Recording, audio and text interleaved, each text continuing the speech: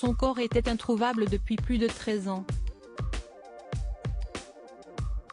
Ce mardi 4 janvier, la voiture et des ossements appartenant à un jeune homme de 20 ans ont été retrouvés à Sainte-Croix-du-Verdon, Alpes-de-Haute-Provence. Cette découverte vient sans doute de clore une disparition qui n'avait jamais été signalée. Selon une source proche de l'enquête, l'épave d'une Peugeot 205 blanche et les ossements ont été découverts par hasard par un promeneur cherchant un raccourci. Cette source a indiqué que le véhicule se trouvait dans un ravin difficile d'accès, à 20 mètres en contrebas d'un virage en épingle situé à l'entrée du village de Sainte-Croix-du-Verdon.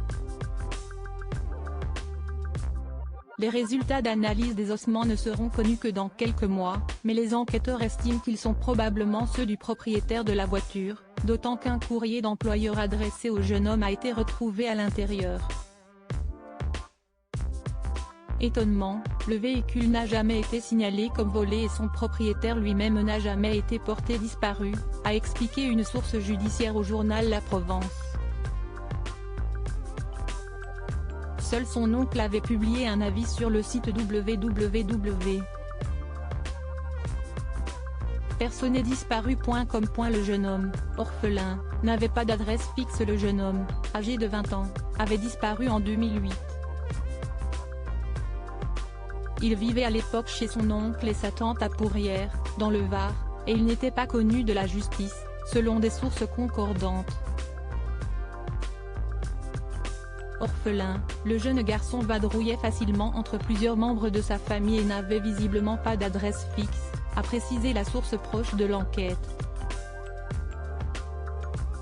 À l'époque, les procédures de disparition d'adultes, ou du moins de personnes majeures, n'étaient pas forcément toujours suivies, a relevé cette même source, ajoutant: contactée récemment, la famille n'a pas évoqué de tendance suicidaire et a confirmé qu'aucune démarche n'avait été entreprise à l'époque auprès des autorités et des forces de l'ordre.